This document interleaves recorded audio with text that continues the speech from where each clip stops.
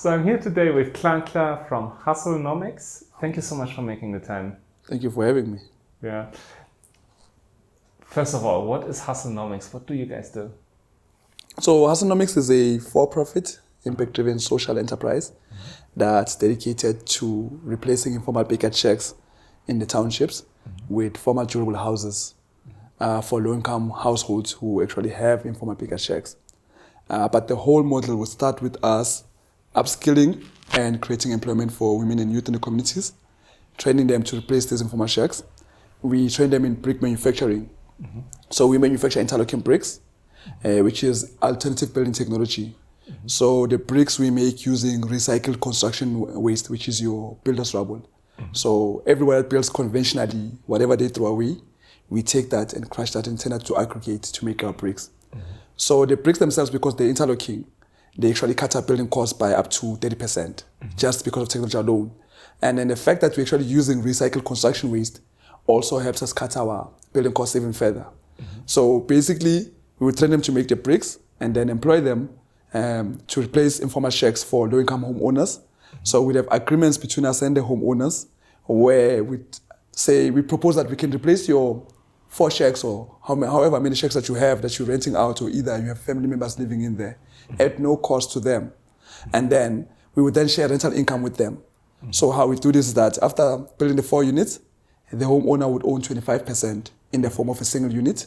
We then manage the 3 units by placing tenants in them and then collecting rental income for a period of like 18 months, which is when we get to break-even point to recoup the cost that we spent to initially build the initial structure. We then hand over our next unit. So every 18 months, we give them back a unit. Okay. So in this way, we get to make back whatever we spent and also make a profit on top of it, which is 100% return on investment. And then this will help us execute more projects using the funds that we've raised from this project. All right. So let me repeat that just to make sure that I fully understood it. So first of all, you changed the way in which you construct by using what other construction companies throw away and recycling that and making interlocking bricks. So basically you procure the material which you use for the bricks at a much lower cost. Yeah. And then also the interlocking bricks, you save money on that. Now that you need to explain to me, how do you save money by using interlocking bricks? Okay. What's the advantage of the interlocking bricks? So the interlocking bricks themselves, because they use 70% less cement. So when you're building, for your foundation, you do it like the conventional do, where you'd use cement and mortar. Okay. And then from the foundation level, up until you get to your lintel, where your window ends, and then you use mortar again. So 70% of the structure doesn't have cement. So the interlocking bricks have a mechanism like Lego bricks, where they lock back and forth and top and bottom, and then they're 3 times faster to build. Okay. So the fact that they're 3 times faster to build, and the fact that they use 70% less cement, and the fact that they also a face brick texture. So normally after building, you would have to plaster your bricks. So we don't have to use plastering. So you're saving cost on cement, on sand, and on labor, because you have to hire someone that's qualified to actually do the plastering. So with these bricks, you can also use unskilled and semi-skilled labor. Okay. So all those elements together, they actually bring down your cost of building. Okay.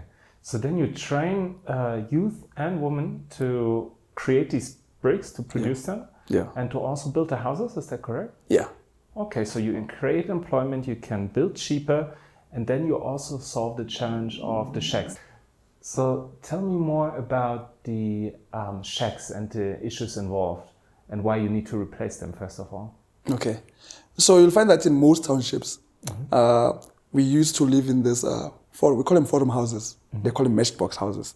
So what happens is that it's a 2-bedroom house. It has a living room and a kitchen. So these were houses that were built back then during the apartheid era, where the government used to give those houses and they moved people to secluded areas where they could live and travel to work. So what happens is that those families started growing. So I come exactly from a family like that, where I used to share living space with 12 other siblings and relatives. And then you'd find that you'd have the girls' bedroom and then the boys' bedroom, and then my uncles would be sleeping in the living room. Wow. Some of my brothers would be sleeping in the kitchen. So as I grew older, I got to understand, we saw other people building these formal structures, and I understood that we couldn't actually afford one. So as I grew older and I had to have my own private space, that's when I went and got myself those corrugated iron sheets and made my own shack. So one of the challenges that we face is that the houses are too small to accommodate for the growth of the families. Yeah. So you find that family members would then be building their own shacks in the backyard. So some people can easily build these units because they can afford them. And then some people can get credit from the local hardwares. So you can go to any local hardware. If you're earning enough, they can give you credit.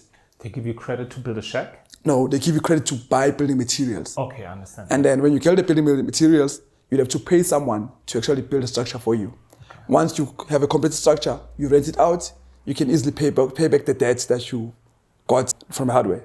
But now, most people who earn less than 3,500 a month, they don't even qualify for the type of credit. Yeah. So I thought once I started working, I'd go and get some credit. But I was earning less than 3,500 a month. I couldn't get access to credit. Mm-hmm. And we almost combined with my sisters. So most of us were earning 3.5. It makes sense for you to go and get credit. Mm-hmm. But we had another barrier again, where if you can get the credit, you won't get credit to build the structure. You have to pay someone for services rendered. So that also became another barrier. So most people don't qualify, or if they do qualify, they can't afford to pay someone to actually build a structure. Mm-hmm. Although you know that I can pay this debt off by renting out the former structure. But even the hardwares, they don't rely on the fact that you're gonna rent it out and pay them back. They rely on the fact that you can actually afford to pay us back, even excluding that you're gonna be receiving rental income. So you find that most people that earn less, they now start having tenants. It's family members living in there. And then some tenants, because now they're looking for affordable accommodation in the townships, they would go to these houses that have these formal structures. But currently there's zero vacancy. Most of them are occupied. So they would then go to the homeowner that has space in the backyard and propose that, can I come with my own shack and place a shack here? And then I'd have access to your electricity and water. And then I'm going to pay you rent. So this is one of the things that creates the shacks in the backyard. You have people who want to be closer to work, coming to Joburg or any other township that's closer to cities where you can find work, and they want to find affordable accommodation. And this is what the cheapest accommodation that they can find, as compared to flats, which would normally cost you about 3,500 rands, which is what people are earning. Yeah. So it's mostly households that have less income, and people that are earning 3.5, they're the ones also looking for this accommodation. So that's the current challenge that we're facing. Okay. So the challenges you have, these shacks, you have growing families, people cannot take out a loan, many of them, because they earn too little. If they can take out a loan, there are other challenges coming at them, which provide another barrier to entry or to access to this cash that they need to build their own formal structure. And that is now leading to the situation where people build shacks with their own materials and set up in someone else's backyard. Yeah. And then you come in with your idea. So how do you exactly solve that? Okay. So what we do is that we solve the issue where for someone to get credit, because we come with our own building materials, we finance the building materials, and we also solve the issue of having to pay someone for labor because most people cannot afford it. So we come with our own labor. Okay. So we cover both areas where you don't have to qualify for credit, and you also don't have to pay us to actually build for you. So what we do is that we train women and youth to make these bricks, and then we're now creating employment for them. Especially in South Africa, there's a high unemployment rate, especially for the youth in the townships and all around the country. So this is what it does, that we're now upskilling women and youth. We're now creating employment for them. We're also solving the issue of the people that cannot afford to get credit. We're giving them credit, and they cannot afford to pay someone to build the structures. We're now building the structure for them. All covered in a model where if we have an agreement with you, we're going to build 4 units for you. So you have the agreement with the house and the landowner? Yeah. Okay, that have their shacks in the backyard that they're kind of renting out? Yes. Okay, so you make the agreement with them? Yeah. And tell them, we're going to build additional units on your land that you cannot afford right now. And then you can rent out these units once we have made back our money. Yeah. So what we do, because now some of the landowners, they're dependent on the income from the shacks. But each shack normally, maybe you have a tenant that's paying you 400 rand a month. So if you have 3 shacks, you're earning something like 1,200. Us building this unit for you, from a single unit, the homeowner can now get 1,200. But now, another challenge is that if you're now building a unit which is going to cost the tenant 1,200, this tenant used to pay 400 rand. They cannot afford to live in this formal units. So we've also created a model where, because we're building bigger units, we can still subdivide those units into 2 units, and they just have to add maybe an extra 200 rands from the 400 they used to pay. They're now living in a formal structure, but still paying a reasonable amount to actually live there. So the model itself, how we share with the homeowner, we would give them a single unit, meaning if they're getting 1,002 from a single unit, they're now getting income that they used to get from 3 shacks. Okay. And the tenant that used to live in a shack and they're paying between 400 and 600 rand, they can now have a formal unit and still maintain to pay the same rent. But you'll also find some of these tenants, they're only living in a shack because there was no accommodation available. So most of them can also afford to live in bigger units. Okay. So they now have a choice that, okay, I can afford to pay 1,002. I'd be happy to live in a bigger unit. So we would build these 4 units. There's a shared bathroom outside. We put in a geyser.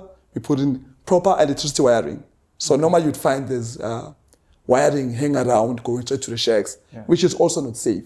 You'd read articles like someone got electrocuted by their own shack, having lived in a shack before. I know having to live in a shack, whenever it's hot in summer, it's a matchbox. Yeah. You can't live in there. Whenever it's cold, the shack is also cold. Yeah. And then during rainy days like this, you'd find that water somehow finds a way to come into your shack. Yeah.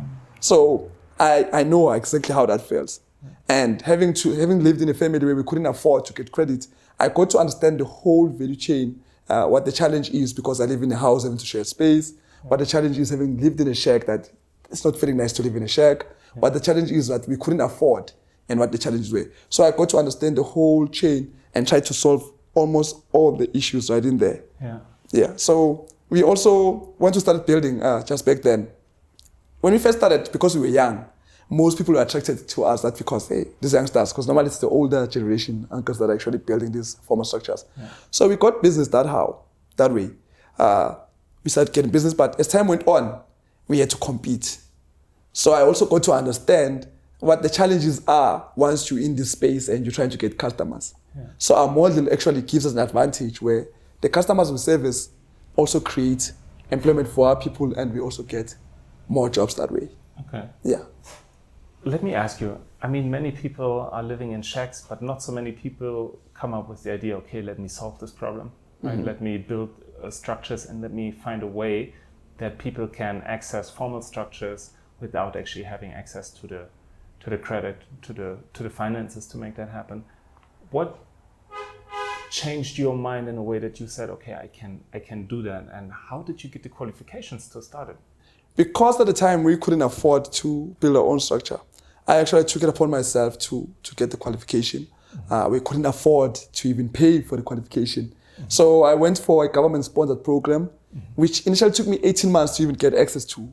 So once I got there, say, come back after 3 months to check if we have space. So I went there every 3 months for a year and a half until I got space.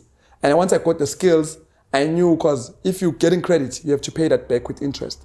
So what happens with the hardware is normally they would say, if we're giving you credit, it can't be less than this amount. And if you're paying it back, it has to have 50% interest. 50%? 50%. So that didn't make sense to me because whatever they're charging me for 50%, I'll be buying more materials. Or that's actually enough for me to pay someone to build for me. But because we couldn't afford, I got to understand that that's way too much. Yeah. So what I did, would work, raise money, whatever money we got, would buy materials. And then I would build in small amounts. So I'd build like 3 lines, 4 lines. So normally it would take you a month to finish a project like similar to this. Yeah. It took us 4 years to have the 4 units because we were building in small amounts. So you were building on the land of your family? Yeah. Okay. So that's how it initially started. So some of my friends were going through a similar situation. So they started helping me. They also tried to get some different skills to complement what I'm doing. So one of my friends took a carpentry course. One of my friends took an electrical course, plumbing. So we all collaborated and started building in my own yard. And then we'd do jobs around the community. Whatever money we got, they would also buy materials. So we started helping each other. After doing that, it initially became a business because we started having relatives. From relatives, we had people in the community who were asking us that I can also buy material in a small amount. So I think that's basically how the whole model was born, from having to experience it. Because I had to go to customers that would buy materials, would build small amounts. But you also realize the amount of time that it takes for them to complete the structure, it would have been the same amount of time where the structure would have paid itself back. Yeah. So we figured, okay, what if we take the money that we raise, at least go to a customer and try to complete what they've started, and then agree with them that, okay, let's share rent with you So you can pay us back for our labor and for the materials that we bought with interest, and then you would get a bigger portion every time. Yeah. So initially the model I think was born from having to, because I became a bricklayer in 2005. I was very young then, I was about 25 years. So from that, having to help friends and people in the community, that's where the initial idea was born, because we had to compete with other bricklayers in the community.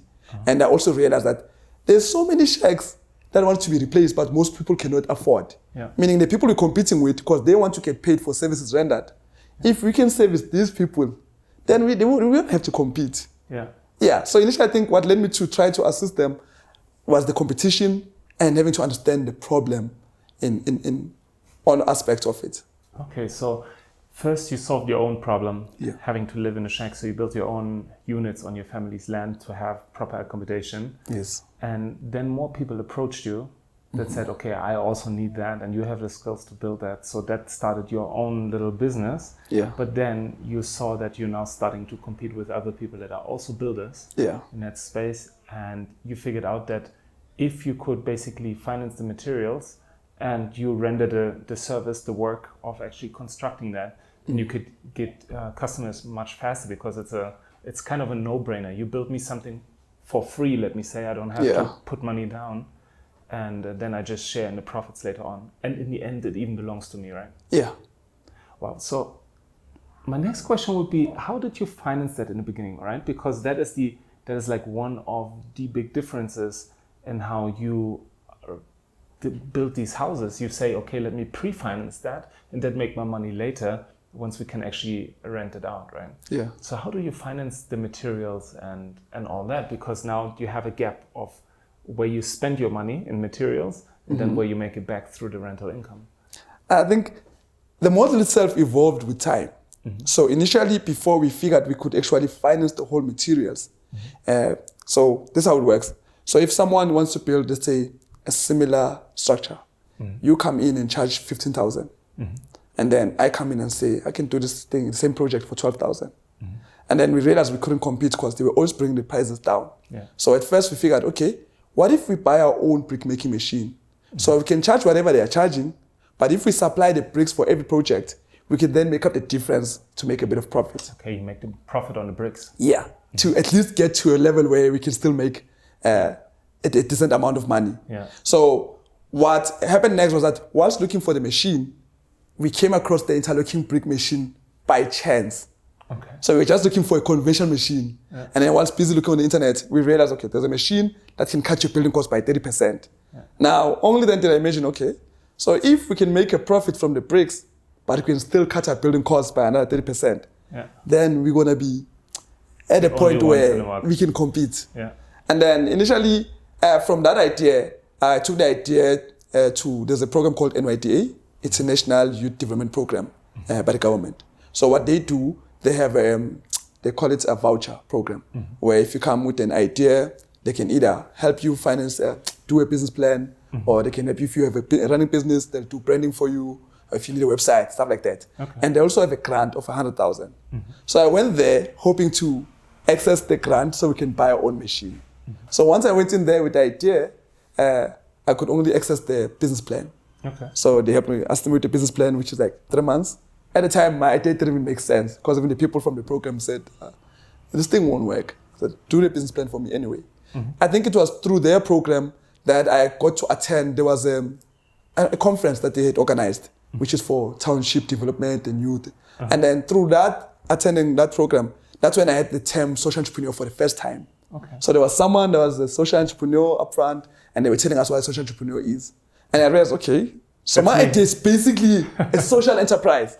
Just learning that term alone, that's what led me to the next stage. I attended a different conference, met someone in that conference that knew GIPS. So they were going through GIPS, which is a university. And then they were sponsored by a program, radio station. So went to look for GIPS on Facebook, and then just start following the page. And then there was a competition, Festival of Ideas, for social entrepreneurs. So because I knew the term, then I could identify this as an opportunity. So I took the business plan, copied everything, paste, applied, not expecting to even make the cut. And then we made it as finalists. being a finance there was validation. That kind of like validated the idea that we have. Yeah. So we were part of the top 10. I couldn't pitch at the time because I had one of the best ideas in the competition. But because I couldn't articulate it well, I didn't win the competition. Yeah. But we won 15,000 prize money. Okay. And then coming back, my family said, so you won 15,000 rand with just an idea. So I started asking friends and family to contribute 1,000 each so we can do a pilot project. Yeah. Then one thing led to the next, where we got access to the Red Bull program. We told them about the machine that we wanted to buy and we couldn't afford it. But we've raised this much money. They helped us finance the machine. Okay. Once we got the machine, we got into another program, YGAP. They financed our pilot project. So the idea developed through various programs. And because of the validation we got that we were actually onto something, we started pursuing it even further. Okay. So we started looking for programs that support social entrepreneurs. And then it got to a point where we even became finalists for the SAP Social Innovation and Disability Awards. And we're just hoping, because once you make it to as a finalist in that program, you're already guaranteed to get about 200,000. So you're already planning that, okay, if we make it finalist, we can buy this and buy this. And then we won the competition. So it's been that since, and then we start buying bigger machines and training more people. We've had interest from people in the community that like the bricks because they actually do look nice. And then we now have cash paying customers that want to pay us for our services. So the plan is to actually do projects for cash paying customers and then use some of those funds to finance most of our projects. Okay, so you have customers that want the houses and they can pay for it right away. Yeah. So you do these houses. Still, you can do them at a cheaper cost because of the interlocking 30% bricks. less. And then you use that profit to finance the rental income model where you pre-finance the entire the 4 units on the land, and then you recoup the money through the rental income. Yeah. So the goal is to get to a point where we can do at least a minimum of 12 projects. Once we do those first projects, now each maybe one project every month. Okay. But once we have those projects, the rental income from that can now finance the next project. Okay. So it can then be self-sustainable once you have enough projects and collecting rent for it to grow. Yeah. So if you can imagine, each project has a profit of 100%. That means up to a certain point, we can then grow to 2 projects every month, grow to 4 projects. Wow. And once you prove the model, it has also attracted a lot of interest from different, So we no longer just relying on ourselves to raise the funds. Yeah. We're now trying to raise the funds through various competitions just so we can do enough projects to get us going and be self-sustainable. Yeah. Wow, that's amazing. I love that. How many projects have you realized so far? So far we've done the pilot. The only delay we have right now, it's because of the legal structure. So initially when we first started, we learned that if you're financing a project, you have to be a licensed for financial service provider. Okay. We're trying to move away from that. And we also learned that most of these families, they don't really trust the model itself. And they want, what's in it for you? Why would someone come and invest and not expect anything in return? So they've related a story to us where back then, there used to be a bank called Pen Bank. So they used to finance people and give them money to build these back rooms. But then they used to use their houses as security. So most people lost their houses to the banks because they couldn't pay back the loans that they took to build these back rooms. Okay. So that's one of the biggest fears. So we don't want to come up as a financial service provider, and we also don't want to use their houses as security. But now this also leaves us overexposed. Because the moment you build a formal structure, it's not like a shack. So if you build a shack in someone's yard and you decide, maybe you disagree, you can move take a shack. The moment you build a formal structure, we've actually learned that it becomes part of the house. So the homeowner can decide overnight after we've just completed the structure that, you can leave my yard. We can't take them to task because of that. So we're trying to come up with a unique legal structure where it can still protect us. So we're currently trying to talk with lawyers to find out, is it possible for us to leverage on the bricks themselves because they interlock? We want to call them semi-payment structure, that the owner should know if they can't see through or decide to change their mind, we want to hold the right to remove the structure. We don't want to attach their house. We don't want to be a financial service provider. So that's one of the biggest challenges right now, because we have some funds that we've raised. We can start doing maybe 3 or 4 more projects. But because we don't have that legal structure in place, the risk is that we can build the structures, and should the homeowner decide to chase us out, then we'll lose all the investment that we've invested. Okay. So that's one of the biggest challenges that's delaying us.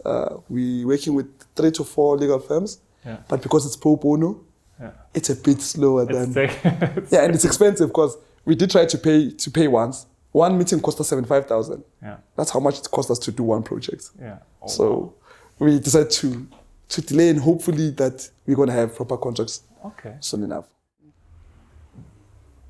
Let me ask you, has there been one defining moment where you decided for yourself, okay, I can do that, I'm the one to do that and change that system?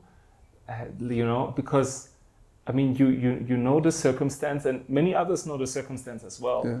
But I mean, you're going out now to tackle it. Has there been one moment where it made, okay, I'm the one to do that? And I think one of my biggest drivers is the fact that I understand the social ills in the community itself. So it's no longer just about the shacks. So when I say most of my friends used to live in similar circumstances, unlike me, I decided maybe to take a different path. Most of the people that went through those dire circumstances, they ended up being criminals. So half of my friends I've already buried because they lived a life of crime. Wow. The other half of my friends, they're in prison. So one of the things that happened, I got to understand that most of the people that turn to criminals comes also from their own background. If you have come from a disadvantaged background and you have to go to bed without food, we didn't even have dreams bigger than us, where you're thinking, I want to go to university. You knew you couldn't afford. If we couldn't afford to build a formal structure, how could I afford to go to university? Yeah. So we didn't have dreams bigger than that. So my best friend went to prison more than 10 times. And I understood, because he'd come back from prison, having learned his lesson and tried to change his life, but his circumstances wouldn't let him. And he always went back to the same thing that he knew how to do. He couldn't get work because he now had a criminal record. And if he couldn't get work and he couldn't eat, it took him back to a life of crime. So I understood the environment that I'm living in right now. We have a lot of people that come from those type of backgrounds, and they can't even dream bigger than that. So it's not just about just the shacks. I got to understand that most of my friends were criminals, and all of them came from a disadvantaged background. So once, because although I've been a builder since 2005, I didn't pursue the model until 2015. And the reason being was when my son was born. So I could manage to do some odd jobs and earn enough for me to get by. But once I had my son, I had to cover expenses from buying the milk, buying clothes, taking him to a doctor. It wasn't enough. And the only thing that I knew was actually being a builder. So my biggest concern now was that if I can't afford certain things, it's only going to need my son to find ways, because the environment is exposed to. He only has friends that come from disadvantaged backgrounds. So they live in the life of crime. It's also going to lead me to that life, because the most successful people we know in our community, it's actually criminals. And most people that are busy wearing fancy clothes whilst you cannot afford, they're all going out and doing crime. So I've been exposed to that side where I lived with guys who were criminals. I've seen what led them to drugs. So that's one of the things that actually pushed me to make sure I need this for this thing to work, because the only friends my son's going to have, it's actually going to be criminals. It's just going to lead him to that life. If you protect him alone, it's just going to make him a victim. So the moment you are fine, then you become the victim, where the guys that don't have, they're coming after what you have. So we now have to solve the whole issue in general throughout the whole community by creating employment, by giving them skills, by solving the problem where they have enough money for them to think beyond just their own households. So I think that's one of the biggest things that actually drove me, because I actually lost my friend 5 years ago, before my son was even born. Yeah, it's more than 7 years now. But he died in prison. And he was always living the same life. So I can count some of my friends that I grew up with, I know where they've been buried. The other half, like I'm saying, they're in prison. So I was one of the lucky few, because my sister is a police officer. I couldn't take that route. My mother was a priest. There was also scripture that pointed me to being positive. So that's the one thing that they never had. So I can only realize why we actually have the problem that we have in our community. We have a high school dropout, and most of those guys, because they're exposed to guys that are doing crime, they also went to a life of crime. It's easy to learn how to do things. It's easy to learn how to steal a car, because you have guys that are stealing cars. Some of the guys are doing drugs. So I just didn't want that for my son. So that's one of the things that made me the person that actually wants to make the difference, because same experience. Personal experience, my friends living that life. I can only count maybe 2 of my friends that are still here today. So I'm seeing that for my son. Yeah, his friend, they're all going to school together, but they're all coming from different backgrounds. And their circumstances were just going to lead them to different paths. Let me ask you something, because I mean, I'm sure some of your friends, they also have sons and daughters, and they also don't want their sons and daughters to become victims of crime, but yet they did not choose, or maybe they didn't see a way to choose a different life and becoming change makers and social entrepreneurs in a community. So what do you think does it take to become someone that dreams beyond himself in a positive manner? It is a lot of things. Environment is one of the things. Your background, where the support that you have, your family support, that also plays a role, because none of my friends had a sister that was a police officer, so they had to shy away from crime. None of them had a mother that was a priest that had something positive every time to point out. So coming from a house where we don't have anything, and then they put you in a position where you're now responsible, saying that you are now the man of the house. You have to make means. I saw that with my friend. So the only life he knew was that if he went home, there was nothing to eat. He had to go out and try to find something. So it's no longer just about yourself. It also involves the people around you. And then I also had an opportunity where, because I had a father that lived in a suburb area, it was factories. So there was a school there that was not like the same schools in the township. So I got the opportunity to go and learn in that school. That also opened up my mind to bigger things. You'll actually find that we have a lot of people that study in the township, but their English won't be at the same level as the same English of someone that went to a multiracial school. So those type of things kind of like determine for you to think, because once I was hanging out with my friends, I didn't think I was going to live beyond 18, because most of my friends were dying at that age. Once I reached 18, I didn't think I'd get to 21. So the environment determines how you think. So me, the same environment, a mother like this, a sister like this, I got exposure to a school like this. You had friends that are thinking beyond. Some of my friends, because they came from good backgrounds, which is why they could even afford to go to school there, their families had businesses. So they knew even if I don't make it out of high school, I can also go work for my family. And then you realize, you start doing things with your friends, but once you drop out of school, they're now driving cars and they're working because their families are well off. And then you realize that we might be doing the same things, but because of your background. So can you imagine, if I drop out, I have to figure out how I'm going to get money. He's already getting employed in this family business. So there's a lot of things that actually play a role. I know one of my friends that has been to prison before is now working with me. You wouldn't even tempt him to even think about crime. He'd rather work his ass off hard because now he has to think about his daughter and make sure if I'm in prison, I can't do anything for my daughter. But there's guys that are not employed and there's nothing else they can do. And they see their friends making money, they go to that life. So with me, I think I was shaped by, from my home to the school I went to. I wouldn't say my friends, because all my friends. And then it was also my mindset. From a younger age, I was more interested in like fixing things. I taught myself how to fix computers. How did you do that? Honestly, I don't know how. So I remember when I went to my uncle's house, right? I have a younger cousin. Because he lived in a house where they had a computer, he knew how to do certain things, even basic stuff. I've never been exposed to a computer.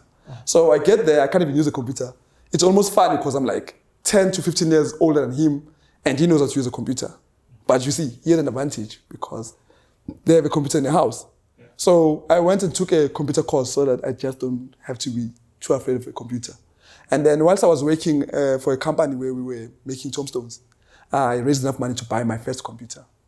And then I paid someone to install the software for me. They took my computer for months. It stayed with them. So by the time I got it back, I didn't want to give anyone else my computer. I had to learn how to fix it. You said, no more, are you taking my computer away? I give him a computer, says, I'm fixing it. You're gonna get it next week. I'm still installing games. And he took my computer and gave it to a mechanic who was fixing his car to hold the computer whilst he raised the money. And he only told me the truth maybe after 4 months. That no, the computer, I gave it to a mechanic. They were fixing my car. When I pay them, you're going to get the computer back. Wow. So when I got my computer, I didn't want to give it to anyone else. So I sat there trying to install, because I had the software, but I didn't know how to install it. So I taught myself to install the software, and then afterwards, I started fixing computers for people. So I had to pay my school fees. I would attempt to fix something for you, I would mess it up, I would have to pay money to get it fixed somewhere else because I messed up, but I would learn how to fix it afterwards. So now, whenever someone in the community had a similar problem, because I learned through my computer, I started fixing theirs. Mm-hmm. So that initially became a business where I started teaching myself how to do certain things. If your computer had a virus, I would then have to remove the virus. Uh-huh. And then if someone had a virus, I'd say, bring your computer. You can pay me $50. Uh-huh. So at first when I started, I would be paying me about 50 rands. But that also started bringing a lot of people to, because they knew this guy knows how to fix computers. So I started getting customers. So whenever someone wanted to buy a computer, they're now coming to me. Whenever someone wants to sell their computer, they're now coming to me. So that initially became a business where I started installing softwares, I started selling computers, I started buying computers, and then I opened myself a small internet cafe. Okay. So that's how I taught myself to fix computers. But that's why I learned that you can actually teach yourself almost anything. Because once you have access to a computer, you have access to the internet. Mm. Once you have access to the internet, you have access to your world. Because I taught myself most of the things through YouTube. I taught myself how to fix phones. And then people would come to me and say, I need to fix it. I say, I don't know how to fix it, but come tomorrow, I'll know how. So I'll go to YouTube, Google. So as that became interested in technology, and I kind of like moved away from the bricklaying, the tiling, up until when my son was born, then this was not enough. Okay, that's interesting. So you have a running business in computers and fixing computers in an internet cafe. Then your son is being born, and then you move back to the bricklaying and the construction. Why? Whatever I was making this side was suddenly not enough. So if I could make, because how you needed additional income. So I was earning something like minimum wage. Yeah. So whatever I was making would be something like, let's say, 3,500 rands. Because before I started focusing on just fixing the computers, I did get myself some part-time job where I worked as a merchandiser. So through that job, I was earning minimum wage. But the difference was I had to cover transport to get to work and back. So out of the 3,500, 1,000 rand goes to transport. So you have 2.5. I have to eat at work. 500 rands goes to me eating at work. I have about 2,000. I have to contribute for groceries in the house, and then whatever's left, I have to kind of like. But then I realized, okay, whatever I'm earning, 3.5, I'm not living on 2,000. Yeah. So if I can make 2,000 whilst living in the township without having to travel and go to someone else's workplace, then for me, that's sufficient. So whatever I was doing in the township, I was making that amount of money, where it was better than me going to work in someone else's place and having to spend money on transport. So for a while, that was enough. Yeah. But when I had my son, whatever I was making was not enough because I had to pay for milk, buy napkins, have to go to the doctor, have to buy clothes. And I was always short, and I realized, okay. So they say there's a lot of money when you're doing construction. And that's the only thing that I had skills for. So that's when I considered going to construction. Yeah, but otherwise, I think it was a matter of my son being born pushed me back into this business because I wasn't making enough. And the fact that I realized that if I don't make a plan, he'll only go deeper into the rabbit hole because our environment, you know, when you're reading news that this crime happened, with us, we know the people that are doing the crime. Each and every street in my township, there's someone that's actually doing crime. And we know them and it's normal. And that's not fair. Because I couldn't do better, and my son has to get exposed to that environment. And so I think that's one of the things that actually pushed me, realizing that most of my friends didn't get to a certain age. Most of my friends are in prison. And if I don't do the change, then that's basically the life that my son's going to live. And I remember from myself personally where I didn't think I was going to get past the age of 18. Once I reached 18, I celebrated. I think, maybe I won't make it past 21. Made it past 21, that's when I started thinking beyond, because most of my friends were no longer around me. And I couldn't go back and start buying stolen goods, selling stolen goods. That's not the life that I wanted. Wow, I mean, thank you for sharing. Did you have any mentors on your way that helped you shape your mind and your thinking? because as you point out, most of your friends did not think the same way, and did not start dreaming beyond them and selves and think, okay, how can I contribute to, first of all, maybe my children, but then also to the community, and that. Did you have any mentors? I think from school, I had some sort of mentorship. The reason I say that was, so I was bright enough that if I focused on my schoolwork, I'd be there with the top students. But because I was hanging around with a bad crowd, I would be one of the worst students. But the teacher would come to you and tell you that, we can actually see that you're smart. Okay, Sharp, you hang around this group, you're all performing badly, but with you, it's a totally different story because we can see you when you're there in front or when you're doing your schoolwork, that you know what you're talking about, but you're just here in the middle, depending on which path you take. So should I hang out with the good kids? I'm one of the best students. Should I hang out with the bad kids? I'm one of the worst students. So I think from school, I knew the potential that I had, that anything I set my mind to, I can make it a success. So if I set my mind in doing crime, I can make crime a success and it will take me on its own path where either I end up in prison or I end up dying. But if I focus on trying to do something about my life, then I can take it all the way through. I think initially started from there. And then it's something that developed in the community that I'm in. I'm one of the kids where, although we have a lot of kids my age who smoke, who drink, I'm one of the very few where, from a young age, I don't smoke, I don't drink, I don't do. So you'd find parents that would prefer you to hang around their kids because they know how you are. So those parents also helped guide me because their kids are like, why don't you be more like Nhlanhla? And they would talk to me, you must make sure this one doesn't do this and this. So they put me in charge of my friends just to avoid them getting into trouble. Mm-hmm. So that's one of the things that also guided me from school to the people in the community who would trust me with their kids and would put me responsible of stuff. And then to a point where I started working and then I knew my potential from teaching myself to do things. I think it's something that rapidly developed. And then once I got exposure to the entrepreneurship route, where I got exposed to the different programs, I got to hang around with other entrepreneurs and I saw what solutions that they were providing. And I knew that I could match some of the things that they were doing because I almost had a similar mindset. So once you expose me to a certain thing, I can absorb that thing and turn into one of the people there. So that's basically me and my attitude and my personality, how I actually function. So receiving now mentorship from the different programs got me to more or less understand myself and identify how I could tackle certain issues and certain things. So I now think a certain way because of the exposure that I've had. Yeah, so I think those are some things that kind of like molded me, the exposure to different things. And some of the people just point out that you're not like everybody else. My question is, do you have any ideas on how one could change this environment, the environment that you say you come from? Do you have ideas for how to change it, or do you think it has to start slowly with individuals, or it cannot be changed? What do you think? What's your thought on that? I think it depends on opportunities. So I know that most people, whenever they are busy, even someone that's doing drugs, if they don't have money to do drugs, they can stay away from drugs. But once you keep them busy with something, they don't have time to think about drugs because this thing is keeping them preoccupied. So I've seen that. People who are coming back from prison, once you start labeling them that the ex-cons, they won't get work, then they become what you identify them as.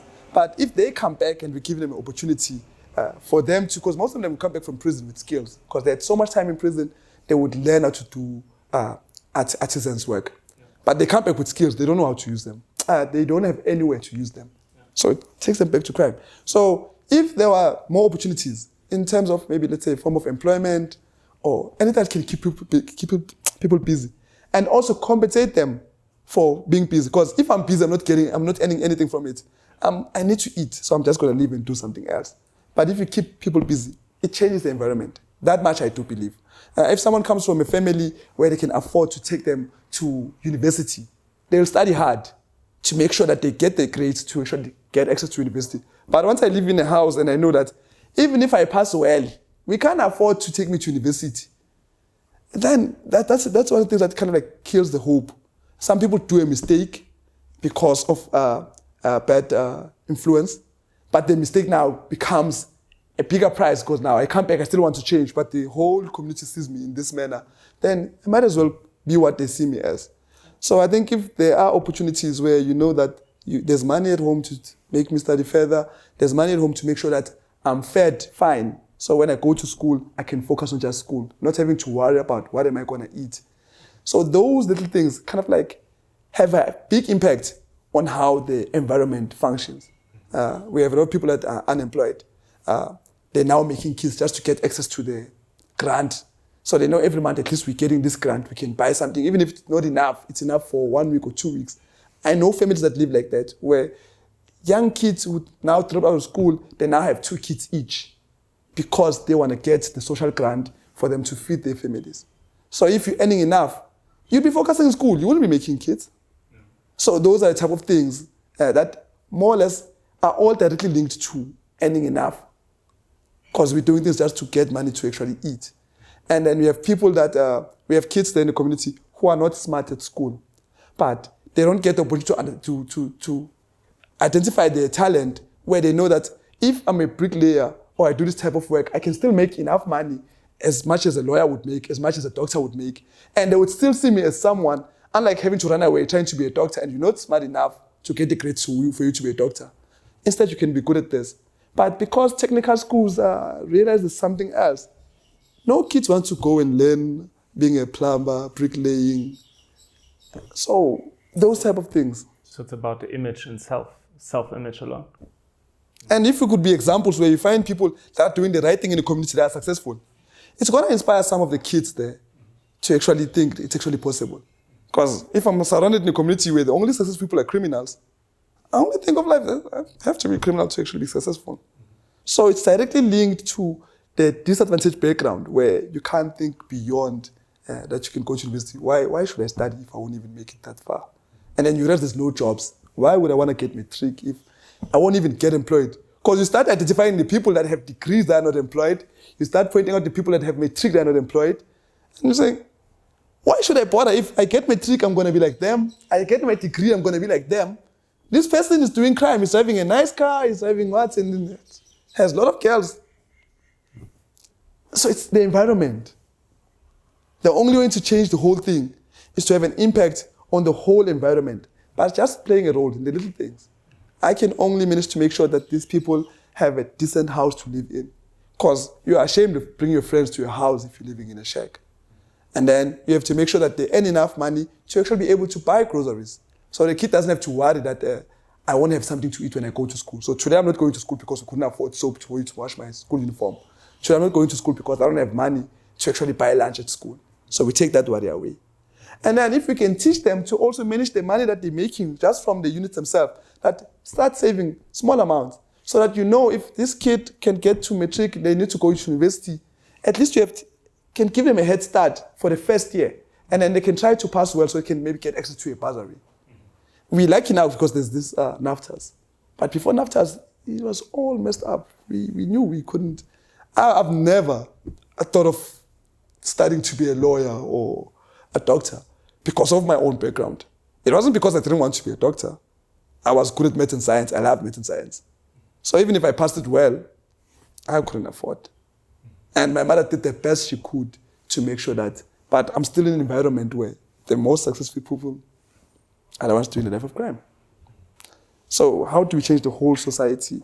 By everybody playing their own small little role, where I can play the role of housing, someone else can play a role of education, someone else can play a role, just to make sure the whole thing is all integrated.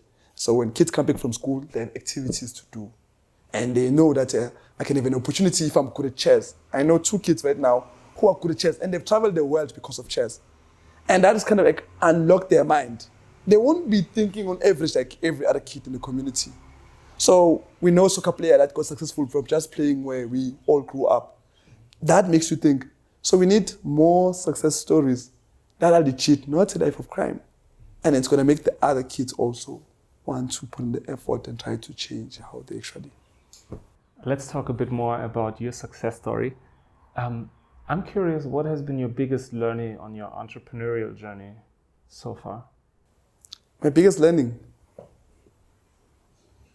Well, for me, I think my biggest learning is that it's the possibilities. Initially, when I started my idea, I think we're just trying to create employment for me and my friends. And if someone came to me and said, what if I can invest 50,000? Because of all the bad experiences where, if you can't pay someone back, they're not coming to take you whatever, So I'll turn money down if I know I won't be able to pay it back. So at first, if you had to come to me and say, I can borrow you 50,000, I'll try to figure out how much can I hustle if I had to hustle, and what stuff do I have that I can sell if I had to pay you back. So I was limiting myself where I didn't want to think beyond. So if I go to someone and said, I think we can give you 500,000, I would turn it down. But the way I needed 500,000, I would turn it down because I knew I won't be able to pay that money back. I'm at a point now where the opportunities are endless. If you had to come to me and ask me how much do you need, I can easily tell you, I think we need about 5 million just to get to this, and this. I was once limiting myself where I didn't think beyond that. So I think those are some of the things that have shown that I've kind of grown. I think there's this, I don't know if it's a saying or this example where you say, a bird is not worried about a tree if the branch is strong or it's going to break or not. It's confident because it relies on its wings. I'm at a point where I'm confident enough about the things that I know, the things that I've learned and how to apply them, that even if someone came to me and said, my idea doesn't make sense, I'd say, it's fine. It doesn't make sense for you. Because I can see where I want to go and how I'm going to get there. And sometimes even if I don't know the how, I know if you're trying, something, I don't know, it's just the universe. It just conspires with you. You just need to figure out what you want to do. The how will figure itself out. One of the things that I've learned, so this one point in time whilst I was fixing computers. So these papers that they put in every house? Flyers? Yeah, flyers. Show you groceries, show you computers, show you maybe say liquor. Mm-hmm. So anyone that's normally thinking about liquor and stuff like that, once they get that paper, the first section that they go to, it's liquor. And they can tell you that this thing is cheap. And if I go to the section because I don't even see if anything is cheaper there. Mm-hmm. If you had to show me groceries, I wouldn't know what's cheaper because I don't buy groceries. I would normally go to the section of computers and I can tell you, hey, this hard drive is cheaper because it's worth this much. I also realized every time, once you think about certain things, that's when you start seeing the opportunities. There was a point in time when we used to travel in the community. You would never see a TV ad that spoke about entrepreneurship or a radio ad or even on paper. Even the billboards. The only thing you'd see the fish eagle or whatever board. But once I started going to this entrepreneurship route, I started even noticing billboards that showed opportunities. So you only see opportunities once you start pursuing the thing. So if you don't go after your dream, then you'll always see problems, even if opportunity is there. The only reason why I could see certain things as opportunities was because I was in that path, and then whenever it came, I was able to. But if you're not chasing that, the opportunity can come, it just pass you by. Mm-hmm. So I know now that there's limited opportunities. And I've also learned that sometimes I'm not ready for an opportunity. So I would see, this is the point I need to get to. I'd start working on myself. So when the opportunity arises again, then I'm ready for it. That's how I've actually managed to grow bit by bit. So I'm not even worried of where I am right now because I know then I'm not ready for it. But next year, I might learn this and this and this when the opportunity arises. So I've learned to identify opportunities because I'm in that journey or in that path. And most people don't even see those opportunities because they're not opening their eyes to that. They only see, which is why we don't think the same. Where I see opportunities, someone could be seeing challenges. And they say, this won't work. Hey, what if people do this? What if people do this? I said, it's fine. I'm looking just for that one right that can make it work. There could be 90 others that won't make it work. It's fine. It's true. But, so I'm now programming that way because of that exposure. So those are the things that I've learned along the way. It's amazing. What about the name Hustlenomics? How did you come up with that? It's funny, the name Hustlenomics. So, in the township, right? Hustle, we call it ukpanda. So I always loved that I was always hustling. I didn't know the term then. So I would call myself a panda. A panda this, panda this. And then, like I said, remember, most successful people in my community were criminals. So there was this one guy, although he wasn't doing crime, but he was a middleman for everything. So if someone wanted to buy a car, they come to him. If someone wanted to sell a car, whatever you wanted to sell. So this one time I was with these guys, we met this guy, everything went through him. And that was his hustle. And I remember thinking, I want to be like this guy. I want everybody that wants to sell anything, wants to buy anything, to come directly to me. So I used to hustle in different ways, from fixing computers. So I was always hustling. But I didn't think there was actually a good way of hustling. So my hustle was having to grow up in that environment, having to live whatever way that I lived. My friends also went through a similar hustle. So for Hustlenomics to even exist, it was an economic hustle. This is an economic hustle that everybody else is currently facing. But because I just wanted to take the term with me, that I want to be identified as hustle. So I took the whole thing, hustle economics, and turned to Hustlenomics. And then some people like the name, and some people come to me and say, nah, this name is not linking to whatever you're doing now. I say, no, it's fine. Yeah, for me, it makes sense. It's about my hustle and the hustle that I'm addressing that people are actually facing. So for me, they have to hustle to make ends meet. So I'm addressing that hustle. I just want to use the name hustle. I wanted to take that name with me. No, it's just I love being identified as a hustler. There's this rigorous song, Every Day I'm Hustling.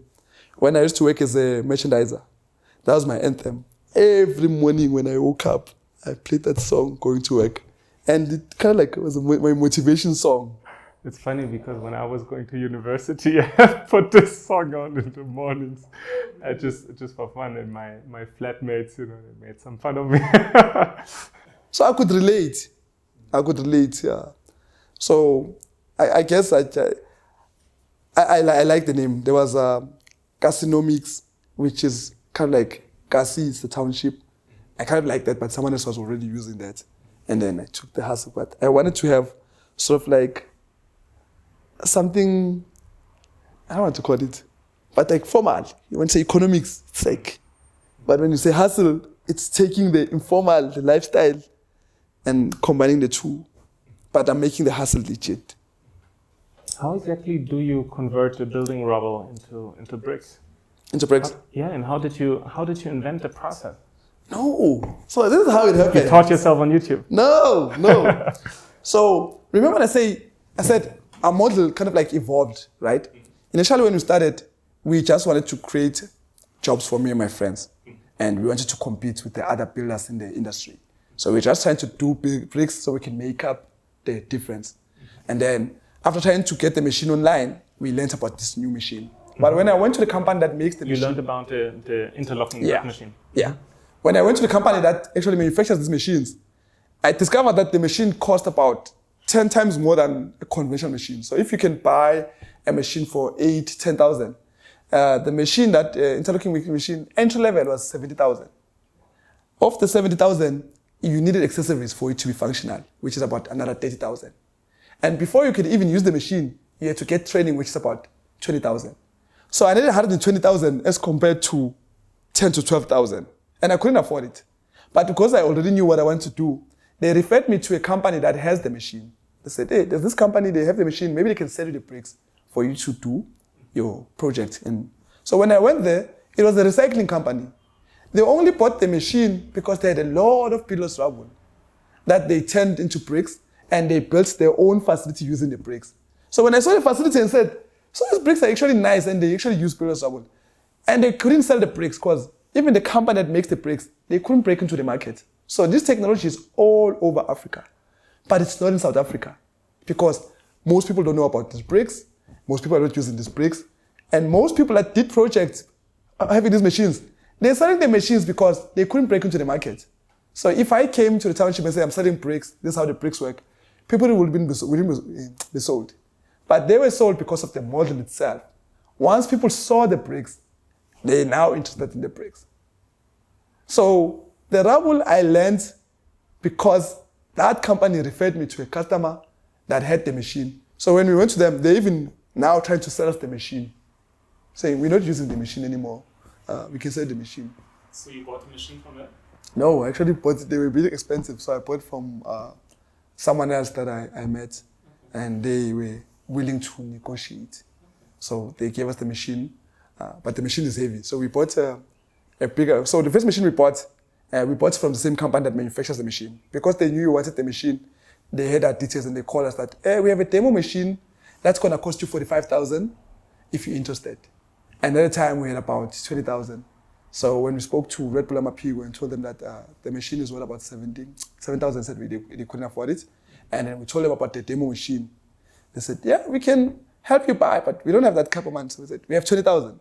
They said, we can add on to that. Okay. And then we bought the machine. Now, having the machine, we couldn't use it. And we went back to Red Bull and said, yeah, the machine is here, but we have to get training. And it was 20,000. Funny enough, they were willing to pay the 20,000, but they were not going to put it in the machine. But because of the effort, most people want to help you if you're also helping yourself. Yeah, if you're only talking. That's why they want to find out most of the time when someone wants to invest, they want to know how much have you put in the business. Because if you're also risking something, then you're going to go all out. But if someone helps you and something doesn't work, it's easy for you to give up because you have nothing to lose. Yeah, so sometimes you have to put in the sweat equity. So we put in the work. And we got lucky afterwards. One door opened the next. So normally I have this example where if you see a wall and there's a door, you have to go through a door to actually find out that there's a door behind it. So we only see one door. Once we opened the competition, the Gives First of Ideas, we went through a door and then Red Bull Amapigo appeared. And we already had a reference. This is what we've done, this is what we've tried. Yeah. Once we went to Red Bull Amapigo, it unlocked the YGAP program. The funny thing, the lady Palisa from YGAP, when I first met her and told her my idea, she didn't like my idea. She made me mad. She said, what if people don't want to move out of shacks? And I was like fuming, saying, have you ever lived in a shack? And she crushed out the whole idea, and then I left there. When they opened applications at YGAP, I didn't even want to apply because I'd already told my whole family what she did, what she said, and everybody hated her without even knowing her. And then my cousin said, if you don't apply, you won't make it to the program. If you apply, they don't take you, you won't make it. So you've got nothing to lose. So apply anyway. So I applied and they took me in. When I went there, she laughed at me and said, when I saw your application, and I said, he actually applied. And she was laughing at me that she remembers my idea when I was telling her and how she shut me down. And she was actually inspired by the fact that I still applied. And once they got me through a program, when we left the program, they gave me 70,000 to do the pilot. And I was already in the Red Bull program. So they even told me, ask Red Bull to do this for you. We'd also help you with this. So one thing we're now building on top of the next. So that same year, before even getting X to any of these programs, I tried to apply for the SAP program. I hadn't raised even a single cent at the time, and we didn't make it to the program. By next year, a year later, when we applied, we were already referencing that we've been through the Gives First of Ideas, we were with Red Bull, we were with YGAP. So even at SAP, when they look at the two applications, they're also seeing that, so from since a year ago, he's still chasing the idea, and this is what he's actually achieved. That unlocked the door for us at SAP. Because when I went there, the CEO said, I'm actually glad that you applied again this year. And that's actually I realized that they saw the application from last year and they can see the progress you've made. So one door opens the next, one door opens the next. But when you first start, you see a mountain and you have no idea how you're going to overcome certain barriers.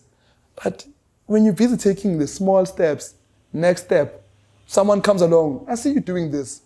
I actually have this connection. I want to do. That's how we grew the whole thing, because we were doing something and we didn't say it won't work because people said it won't work. We said we want to see where it takes us. We're going to push until it doesn't work. Earlier you also shared that, if an opportunity comes and you're not ready, you don't worry about it. You grow yourself more until that opportunity comes again and you're ready for it. And you know that. And I love that because, the fact that you have patience and trust that another opportunity will come makes a lot of sense to me. And, this story is just an example of how you apply that, because one opportunity is there, you apply, or someone shuts you down, and yet you you just apply again because, it's not the same application anymore because we are at a different level now. Yes. So let me see if that level is good enough. And if not, maybe next year, Yeah, that's one thing that I actually learned, that sometimes you'd go through a challenge and you can see that you actually can't deal. And the next time you go through a similar challenge, but you overcome it. The challenge didn't get smaller. You actually grew stronger. That's what I've learned, that you get better. Even with the applications, I became better at articulating what I do. There was a point in time where when I had to tell you what I do, I couldn't make any sense. But through various programs, they all molded me a different way. When I got to YCAP, they said, find your why. And I couldn't even link the fact that my best friend went through this situation. My son, when he was born, I didn't want him to go through similar. I didn't even realize that I was actually doing this because of that whole experience. I thought I was doing it because I used to live in a shack. And I thought that was my why. And it's only now that I actually realized that I remember my push was actually my son. And the reason why my son was my push was because I had lost my friend, because he couldn't get out of that cycle.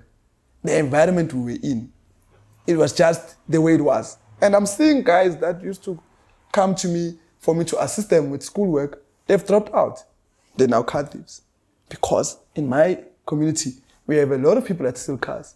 If I go to a different community where you find guys that normally use guns, criminals with guns, you get there, you find little kids, they're playing with wooden guns because of the environment. I've gone to a community where there's a field in the middle of the whole community. There's people playing soccer, there's soccer tournaments. The young kids are playing soccer. So I saw the environment actually molds how these kids turn out. In my community, there's a lot of people that steal cars. Most of the people of youth that went derailed, they're stealing cars. They don't do the crime where they're doing hijacking or killing cars. There's no guns. But I can tell you, there's a helicopter every month that's there in the community because it's a trekking company, because they steal cars. But when I go to Meadowlands, I make sure I play it safe because people there, they rob people. And I see kids there, they're playing with toy guns. And when the parents buy the kids presents, they're buying them these plastic guns. I don't want to see my son playing with a plastic gun. I'm buying him a soccer ball because I got to understand that the environment. Yeah, so those are some things that I've actually learned about the environment. Although I don't have, people who do psychology, they can break it down fair and tell you this is attached to this. We never know those things until you go to someone do counseling and then they tell you that you're actually behaving this way because of an instance that happened whilst you were still young. We don't see how those things are actually linked. So the whole thing about crime is directly linked to the disadvantage that people actually have. The moment you get busy, you don't do certain things. You never get time to think about them. And it's interesting to me because the very same or very similar circumstances can lead to very different stories, right? For you, it can be, if you learn that it is a story for empowerment, right? Then it will make you stronger and give you more motivation to grow and become a positive example in the midst of the environment, right? At the same time, it could become the story of an excuse why you have to do X, Y, Z. So yes, the environment is always the ground for whatever story we create. And then there are predominant stories that are being told. And I think stories like yours should be told more often so that this story can also become a predominant story for young people, no matter where they grow up. You know the story where they say two kids, one became a priest and one became an alcoholic. And then they asked them, why did you become a priest? And this one says, because of my father was an alcoholic. And the other one, who's an alcoholic, and they asked him, why did you become an alcoholic? He said, because my father was an alcoholic. So they both came from the same father, was an alcoholic, but they both went different. So this one, it motivated him to not be like his father. He became a priest. And this one used as an excuse that, hey, it's in the family. We all like this. Yeah, so that's what I saw in my own community, where we have a lot of people that turn to criminals. Most of them, they're not even aware that their own circumstances push them to that. They don't even make those excuses. It was just because there was nothing else. And I saw this with my friend. When he came back, he would try to find work. he couldn't keep the work because criminal record. And every time he chose to go back to what he knew, because at the time he had nothing to eat yet, and he knew the risks. And it took him down that path. He wasn't even expecting to live beyond a certain age, as I was also not expecting to live beyond a certain age. And when you're young, you're actually stupid. You think you know everything. You only realize when you grow older that certain decisions that you made, you were not as smart at all. Simple example, you know, when we kids, the older generation, we're busy, you know, during the festive season, you're busy doing firecrackers. And these things are busy.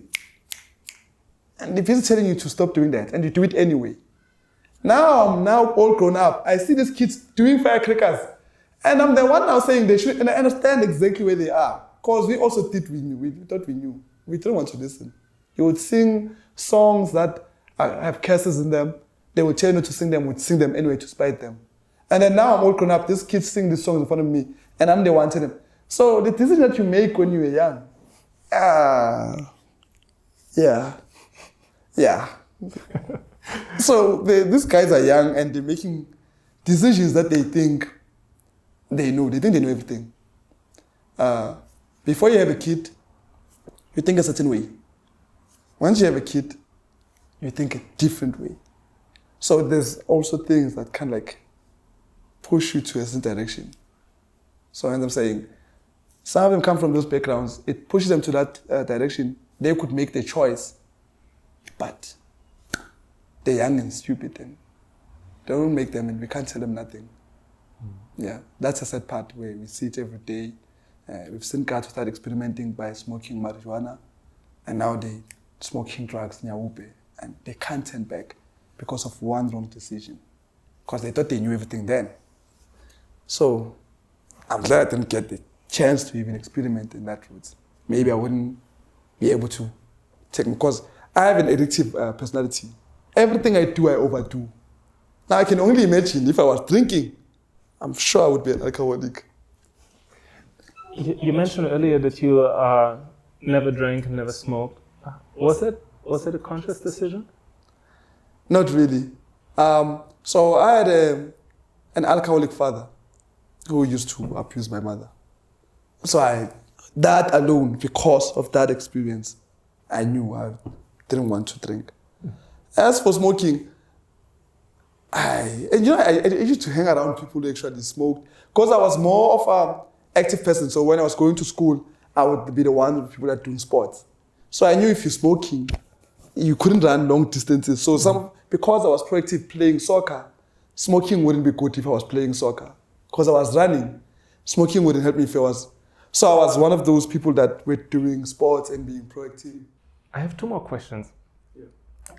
My first question would be, if you could partner with anyone and ask them for anything, who would you want to partner with and what would you ask them for? Okay. So currently, one of the things that kind of like fascinate me the most, it's everything that has to do with innovation. So like, for example, there's this lady that's trying to do something in using grey water. So I like green building, green technology, and then I wanna, let's say, add solar. So whenever I'm thinking about sort of like partnerships, I wanna partner with people that can add value to whatever we're doing now. So I have this idea of having a similar model with solar, where people don't have to pay for the solar, but we recoup the cost through when they're paying for electricity. And then over time, we would pay back the cost of the solar, have a profit, but then leave them with the solar for another, maybe let's say, if a solar has, let's say, 20-year lifespan, in 10 years, it's already paid itself back. But we want to add things like grey water system, anything that can improve efficiency, like say, overall green building. So I think I would love to partner with people that can bring value in either different business models that can add on to whatever we're doing now.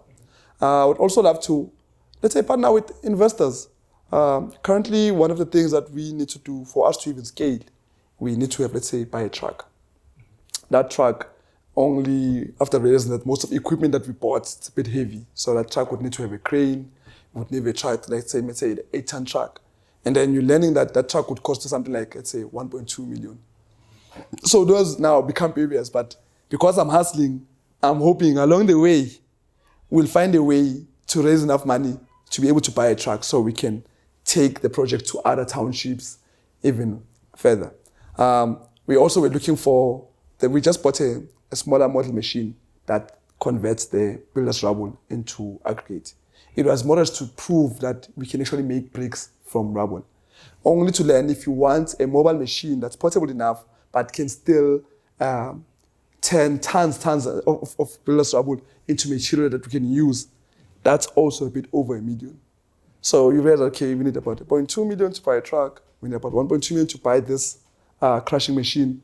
For us to have 12 projects, if each project costs about 85,000, although we can make the money back and make a profit, but for us to be self-sustainable, we need to have money for 12 projects. You also need something like $1 million for that. So if I had to partner, I would love to partner with investors that can help us scale the business or implement more projects and create more employment. I'd also like to partner with more innovators who are coming with new and innovative ways of doing things, and we can implement them in the building and construction sector, sustainable housing. Yeah. Cool. And my final question would be, what would be your advice to a young South African today? Young South African? Yeah, I wish they could believe more in themselves. So one of the things that we struggle with is finding opportunities. So I think most people have smartphones, most people have Facebook, but most people haven't been able to use Facebook as a tool. Almost all the opportunities that I've applied for and received funding from, I actually found them through Facebook. So someone could be using Facebook just to post a status and post pictures, and you're not using, you have the tool, you just don't know how to use it. So that's one of the things that I've been lucky with, that I got tools and I learned how to use them. Someone can have a laptop in front of them, but they could just be listening to music and watching movies. So I wish they could learn more how to use the tools that are available for them. Because sometimes you can say, I don't have money for this, but if you have a smartphone and you can access Facebook, that means it's already there. If I'm on YouTube, I wouldn't sit there and just watch music videos. I'd also I'd watch videos that help me improve how to do this. I taught myself how to fix computers and phones through YouTube.